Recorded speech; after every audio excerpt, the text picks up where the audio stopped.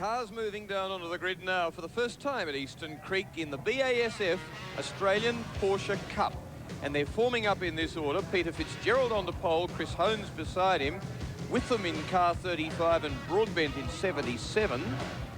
But then it's Loipur and Nicolaides. Now, Nicolaides in car 2, one in with an overall series win potential this year, along with Chris Hones. Then it's Withers and Tankard behind him. That's one of the things they're racing for, tankards. Lennard and Norris. Norris has a V8 engine in one of the mid-engine type cars. Have a look at that in a moment. Harburg and Troost in car number 50, a real mix of cars, and two classes, A and B, determined by power to weight ratio. An interesting way of doing it, so that irrespective of either of those figures, you have to compare both of them, and anything above 4.4 kilograms per kilowatt, and that's Chris Hones' class, puts you into class A, and above 5.4 kilograms per kilowatt of power puts you into class B, and that's where Nicolaides is racing, and they are on adjusted points, just 2 points apart. They get underway now for this 6-lap race. It's 23.58 kilometres, and all I don't know is what they're going to do if their car phones ring in the middle of the race. I think you're being a little bit cutting there, Will. There's some of the 914, 916 types, and one of them's become a 918. In other words, it has a V8 engine in the middle, a car that was really the Vox Porsche at one stage. So Chris Hones got a good lead. He's jumped out well, and actually Fitzgerald, who was on pole, actually blew the start completely and has fallen back to about 4th place. That's in his 944. This car, number 6, is one of the wild number of variants of 911. Qualifying in around the 43s, so they're actually not as quick as those purpose-built little racing Sports 1300, the Clubman type cars.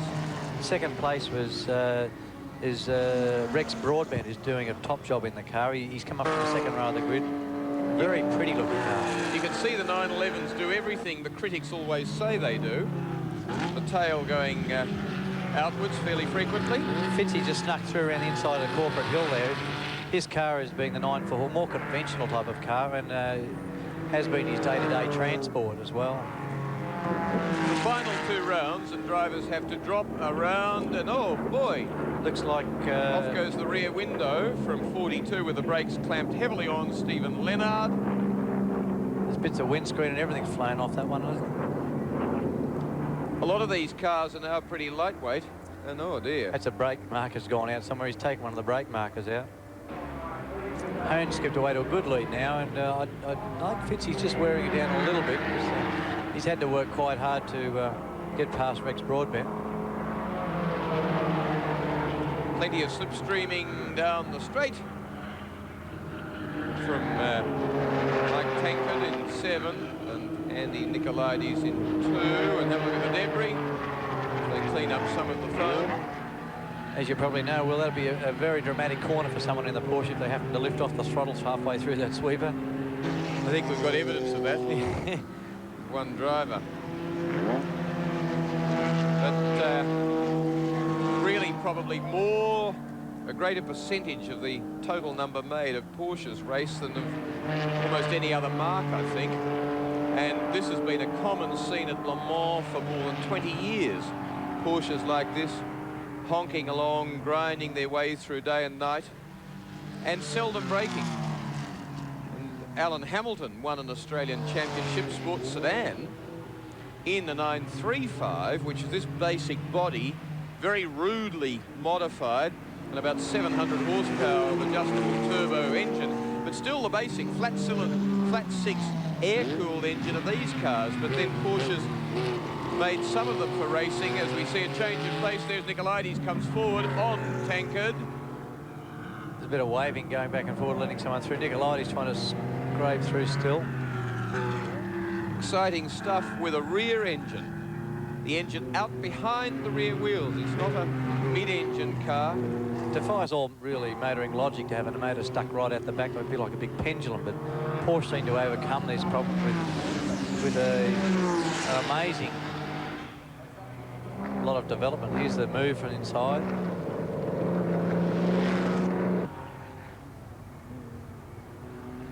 Peter Fitzgerald been making good progress in a car that's much better balanced, really, than the 911 in front. Oh, yes, that's right. Yeah, the car, the Fitzgerald's car is more of a conventional style of car. The engine smack between the wheels rather than hanging out the back of the car, and it's turbocharged, and it's got a fair bit of power and performance, and he's worked away, and he's caught up to Hones now, although Hones has still kept a good timing. That's 1:44.3, average of 135.63 k's. He's still doing the job. Fitzy locking a brake going into the sweeper.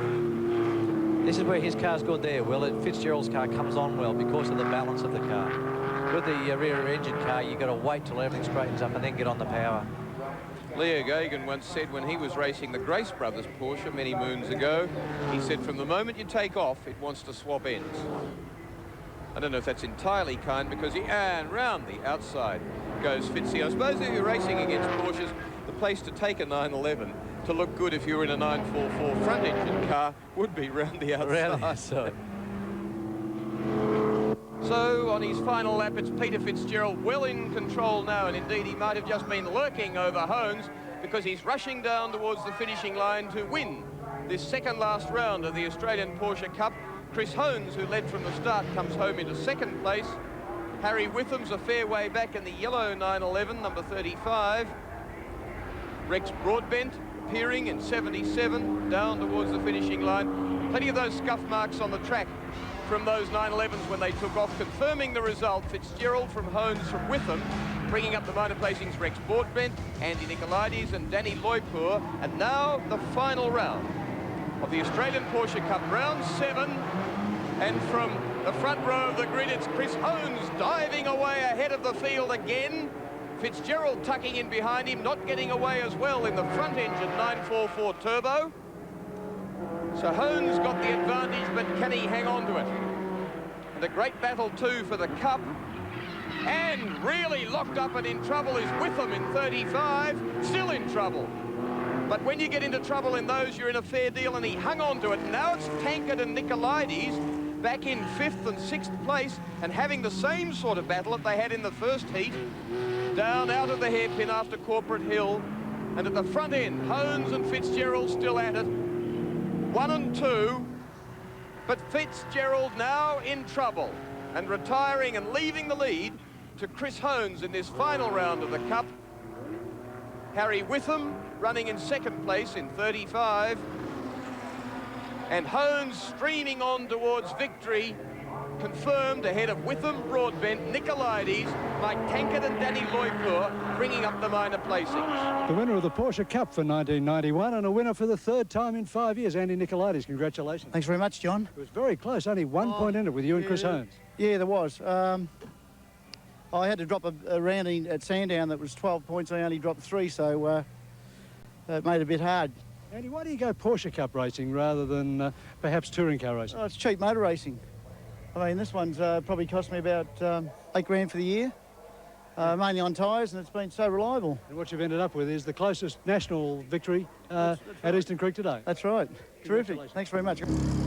This is a moment to treasure for 14 kids from Canteen, Association Cancer in Teenagers, getting into cars that many people dream of riding in, but few ever get the privilege, going around a race circuit for 3 laps and meeting some of their driver heroes, and helped willingly by all these Porsche Cup drivers and a couple of others as well, Tony Blanche and Mark Scaife, coming along to give these kids a tremendous thrill. Melinda, how was that?